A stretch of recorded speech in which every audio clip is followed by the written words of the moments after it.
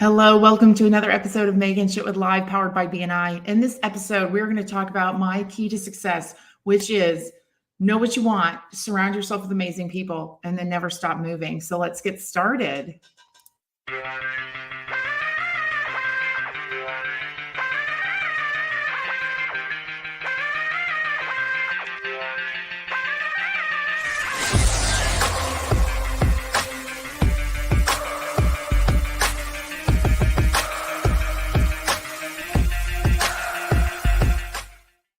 And you can catch us every Monday at 9 a.m. Central Time on Facebook, YouTube, Twitter, and now LinkedIn Live. And you can also catch the replay on Instagram as well.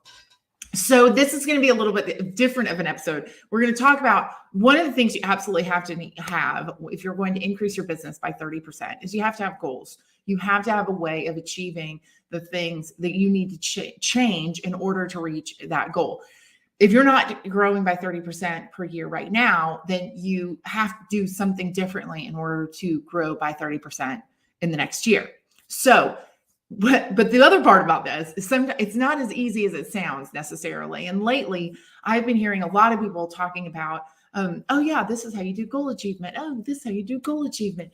And though I am hitting some of my goals in my life, I'm not hitting others. So I want to talk about not only the great part of when you hit your goals, but I want to talk about some of the pitfalls as well with all of you, because I think in my case, I want to feel like I'm not alone in not being able to get up the motivation to ultimately reach every one of the goals that I ultimately set. So let's talk about it. All right. So first, the great things about setting goals. All right. So when goal setting has gone great for me, it is where I put a stake in the ground. I am going to do this.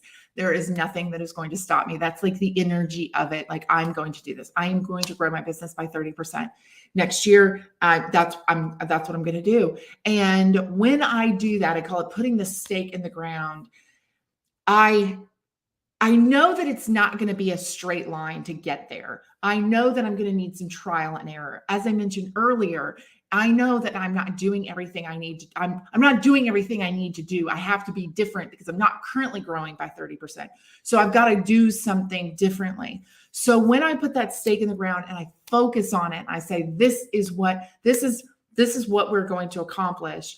Then I can start circling it and looking at it from all the different angles to try and figure out how I'm ultimately going to get there. How am I going to ultimately achieve that goal that I have? That I like that analogy because it allows me to kind of move and flow and understand that, again, I'm not going to just pick one thing, and it's just going to automatically, miraculously, appear. What's going to happen? I'm probably going to have to change and adjust several things to make that actually happen. So when like I said, I like the idea of circling it so I can look at it from a bunch of different viewpoints and say, okay, what do I have to do with my sales in order to make 30% happen? What do I have to do with my operations to make it happen? What do I have to do with my branding and my culture? What do I have to do with my team to ultimately make that happen? What do I have to do with me? What kind of energy do I have to bring to ultimately make that happen? And so I can start looking at all of the different angles of things that are going to have to be adjusted and changed in order to make that happen. Within BNI, as an example, you have to look at it and say, okay, what about my BNI team? What am I going to have to change about my BNI team to help me with the marketing that's going to ultimately help me reach that 30% that I'm looking for? So like I said, I kind of like the idea of circling it and thinking about it and just knowing like that is where I am going and I'm going to get there some way. And then knowing when I veer off a little bit, oh, I've got to come back to this. I've got to come back to this. So that's the great part of it. It's just like saying, the other thing I love about staking the claim is that I also then tell people about it. So when I tell people about it, one, I put that energy out into the world to help me, let the world know that I'm moving forward. But all the people around me who want to ultimately see me succeed, they also hear that. And they also, one, might get inspired, but two, also might change their behavior to help me adjust a little bit more so that I can ultimately achieve that goal. Now, what happens? I make it sound so easy. And sometimes it is so easy. I set a goal last year, and not that it was easy. It was a hard goal, but it felt easier to accomplish than what I'm in now. So now I really, really need to be like getting my health together. I need to, up till May of last year, I was exercising every day. I felt awesome. I had high energy. My stress level was down, all of those kinds of things. That all helps you achieve success as well. And now I haven't done any of those things. I'm not drinking my water. I'm on and off eating well. I'm eating pretty well, but I'm not doing the exercise. I'm not always hitting the water. I'm not always getting my steps in and all those things. Those are the things that I really need, because I know I'm going to feel so much better and be better for everything and everyone else around me if I stick with that and I stay with it. So the other thing you've got to ask yourself is, if you are not hitting the goal, if you are not achieving the goal, if you are not moving in that direction, what are other things you have to change? I feel like this has probably been 2 years of just like ups and downs with what the health one. Couple things that I've learned about myself in that mode that might help you examine, why am I not hitting a goal, or why am I not even setting a goal? When I go to examine, like, why has this not happened for me in this personal goal that I'm trying to achieve, several things come to mind. One, no one else is impacted whether I do hit my goal or not. And the way I say that is, no one is counting on me to make me healthy, right? People are counting on me for work things, and people are counting on me for family things. And I always tend to find it easier to achieve those kinds of goals because somebody is counting on me and somebody's very much relying on me. But in this particular case, it is me against the world. There's no one else. There's not a family member. There's not a teammate that's counting on me to pull my weight. And so when that is non-existent, I have to find some other thing. I have to find some other mechanism to really help make that happen for me. So that mechanism a lot of times is to go find someone who can be your accountability partner.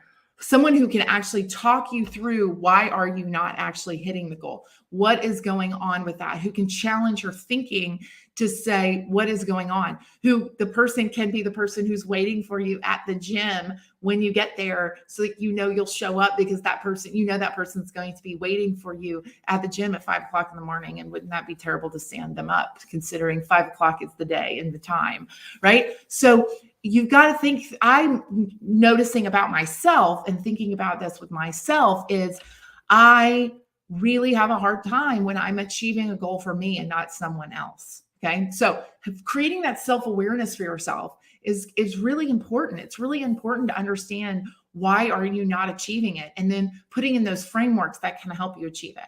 So earlier this year, I had someone help me get my food and my eating in order. That was very helpful. We checked in every single week. How is it going? I had measurable things that I was looking at on a consistent basis. That was unbelievably helpful.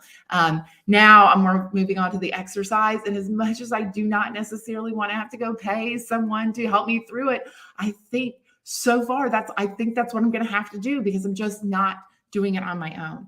So when you're doing goals and you're thinking about goals, it's also a self-exploration, right? It's exploring, what is going on with me? Why is this not working? What is happening?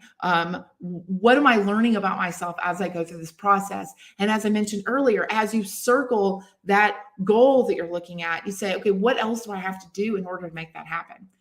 The last thing before we go, that you also have to start to question for yourself is this goal really meaningful for me? And I find this a lot as I've gotten more and more financially comfortable in my life. I mean, somebody could always want more, but as life has gotten more and more comfortable, it is so much easier to sit back and not do all the things that you have to do. I remember when I had the time in my life where I had struggle, and I was highly, highly motivated. I mean, you're highly motivated, right? When it's like, I either eat or I don't eat. I wasn't quite that extreme, but it was one of those things where I wasn't as comfortable as I am now. Now that I'm comfortable, I've got to start getting more intrinsic, internal oomph to really ultimately want to make that goal happen. And they have to be much more meaningful for me. And I have to build up that meaning to really help myself achieve it. So in the next couple weeks, what I'm going to talk to you about is how do I go through that process of thinking through the goal so that I can boost it up. And I have been doing that process with my health goal and it just hasn't been working. But I am going to share with you what has worked when I've achieved goals and when other people are counting on me, so that might be able to help you see kind of what is a new way for you to think about goal setting so that you can ultimately achieve those goals. We are here to try and help you increase your business by 30%. And so goal setting is a huge part of that because you've got to be looking at how am I going to ultimately achieve that. All right, until next week, take care.